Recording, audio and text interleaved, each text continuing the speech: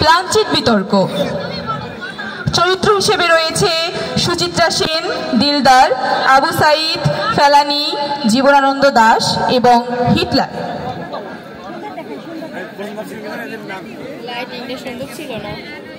লাইটিংটা দেয় না কায় কি অবস্থা রে, মাথাটা গরম লাগে না?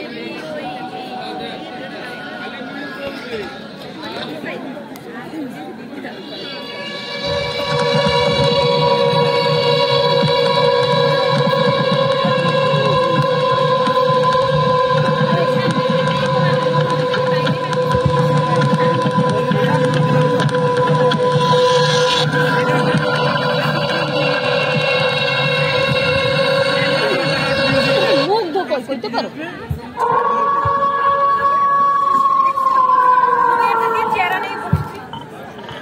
হেলে তুই ভাবি সামনে সাজতে পিছে বা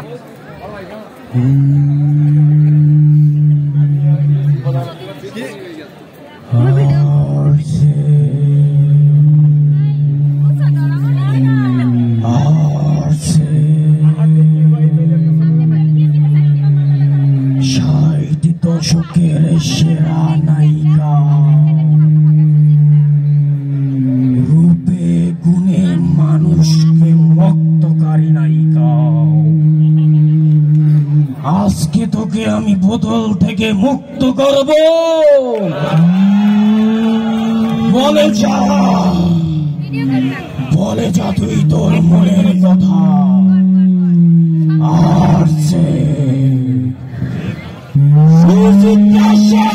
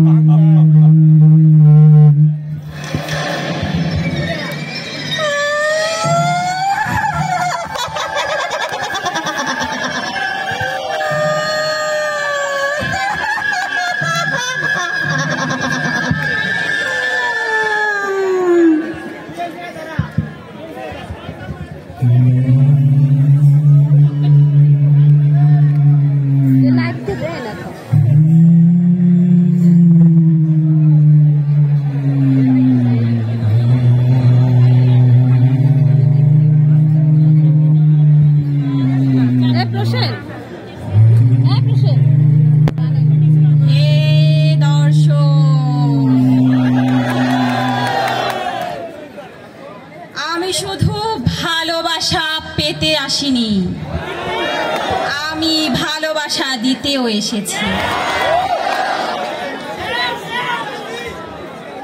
তোমরা কি আমায় চিনতে পেরেছো?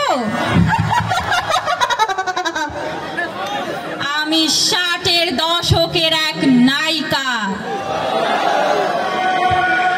1931 সালে বাংলাদেশের পাবনা জেলায় জন্ম নেয় এক তরুণী। বাংলাদেশের কন্যা, ভারতবর্ষের বিখ্যাত চলচ্চিত্র অভিনেত্রী। অভিনয় জগতে আমি দাপিয়ে বেরিয়েছি। হাজার হাজার যুবকের স্বপ্নের নারী আমি। হাজার হাজার যুবতীর কাঙ্ক্ষিত স্বপ্ন আমি। সিনেমা জগতের এক উজ্জ্বল নক্ষত্র সুচিত্রা সেন। হ্যাঁ, আমি সুচিত্রা সেন। আমি কেবল নায়িকা নই, আমি আমার কাজের মাধ্যমে হয়ে উঠেছি কিংবদন্তি মহান নায়িকা। তুই জানিস ওঝা, আমি সুচিত্রা সেন কেবল একটি নাম নয়, হাজার রমণীর স্বপ্ন আমি, অনুপ্রেরণা আমি। তুই কি এর কারণ জানিস ওঝা? হাতের বাঁধনগুলো খুলে দাও। পুরুষ শাসিত সমাজে আমি প্রথম অভিনেত্রী যে চলচ্চিত্র সমাজকে করেছি উন্নত এবং উন্নতি করেছি আমি।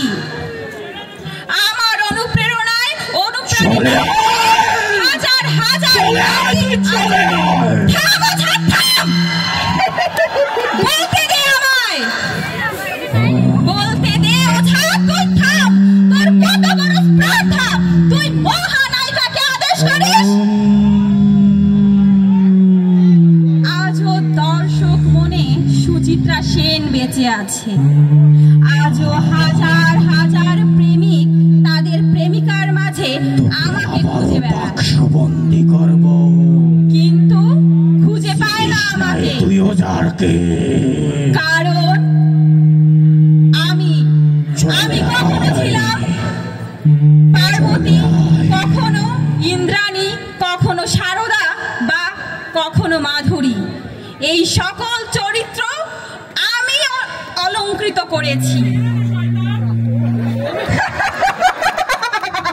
আমি আমার ব্যক্তিত্ব দিয়ে ভাঙতে চেয়েছি চলচ্চিত্র জগতের বেড়াজাল। আমি সে কাজে সফলও হয়েছি। পুরুষ শাসিত সমাজে মধ্য দিয়ে আমি আমার চলচ্চিত্রের মাধ্যমে 5-6টি পুরস্কার পেয়েছি। চলে আয় তুই। থাম ওঝা, থাম। আমি ছিলাম চলচ্চিত্রের প্রথম অভিনেত্রী যে আন্তর্জাতিক পুরস্কার পেয়েছি। আমার কথা বলা, আমার চুল বাঁধা, আমার শাড়ির স্টাইল, আমার মুক্ত ঝরা হাসিতে আরে তুই কি জানিস এই হতচ্ছাড়া বাঙালিকে? আজও সারা ওরা দর্শক চিনবি না এই সুশীলকে, আজ ওরা এই চিনবে দর্শক সভ্যতাকে। দর্শক আমায় চলে আয় তুই, চলে আয়। ওঝা থাম। ওদেরকে তুই বোঝাতে পারবি না, তোর আত্মা নরকই ভালো থাকবে। ওঝা তুই সীমা লঙ্ঘন করিস না। তুই ভুলে গেছিস তুই কাকে হুকুম করছিস। আজ এই দর্শক ভুলে গেছে আমায়। এরা রত্নের মূল্য দিতে জানে না। এরা ডুবে আছে অশ্লীল যত চলচ্চিত্র, যত নায়িকা তাদের দেখে। আসল নায়িকাকে তারা ভুলে গেছে। হায় রে মানব জাতি, লজ্জা লজ্জা লজ্জা হয় তোদের দেখে। তোরা মানুষ, তোরা অশ্লীলতায় ডুবে আছিস। এই বাংলায় আন্তর্জাতিক খেতাবপ্রাপ্ত প্রথম নারী ছিলাম আমি। তোরা সেই অশ্লীলতাকে আজকে প্রাধান্য দিচ্ছিস। তোরা কখনোই সামনে আগাতে পারবি না। আমি উপহার দিয়েছি দ্বীপ জেলে যায়, অগ্নি পরীক্ষা, 7 পাকে বাধা, আরো কত কত সিনেমা। 50টিরও বেশি সিনেমায় আমি অভিনয় করেছি। আরে এই বাঙালি কি তোর কৃতিত্বকে বুঝবে? চলে আয় তুই, চলে আয়। চলে যাব চলে আমি। আর থাম ওঝা, চলে আয়। তুই আমায় বিরক্ত করছিস। আমাকে তুই ছাপাসনি চিরদিনের জন্য তোকে আমার বন্ধ করে গ্ল্যামারের ধারে কাছেও আজ কেউ নেই। আমাকে চিনে না। আমার গ্ল্যামারে আজও বিমোহিত হাজার হাজার যুবক। কিন্তু আজকালকার নায়িকাদের বাছাই করা হয় তাদের বাহ্যিক রূপ দেখে। কিন্তু আমার তো চিন্তা ছিল অন্যরকম। আমি তো জানতাম একজন নায়িকার গ্ল্যামার থাকে তার অভিজ্ঞতায়, তার গুণে। সবচেয়ে বড় সম্পদ হচ্ছে চারিত্রিক সৌন্দর্য, যা এই বাংলাদেশের কোনো নায়িকার নেই। হয়তো তোকে আমি দেখে নেবো, কিন্তু আবার তুই কোথায় এনে ফেললি আমায় ওঝা? এই নোংরা সমাজে যারা সিনেমার নামে নোংরামি করে, এই সিনেমা কিভাবে সেরা হয়? তো চলে আয়।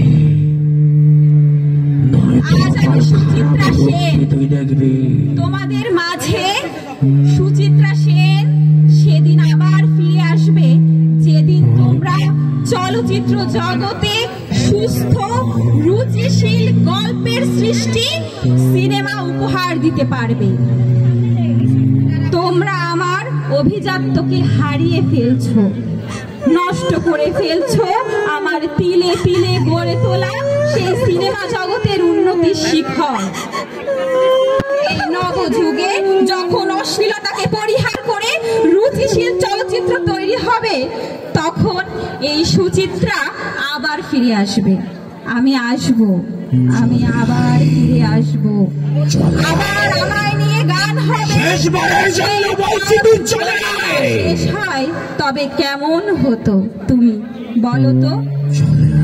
আমি আবার আসব। সুচিত্রারা মরে না, হাজার হাজার নারী চরিত্রের মধ্যে সুচিত্রারা বেঁচে থাকে। সুচিত্রা ফিরবে, সুচিত্রা ফিরবে, সুচিত্রা মরে না, মরে না, সুচিত্রা মরে না, সুচিত্রা মরে না। চলে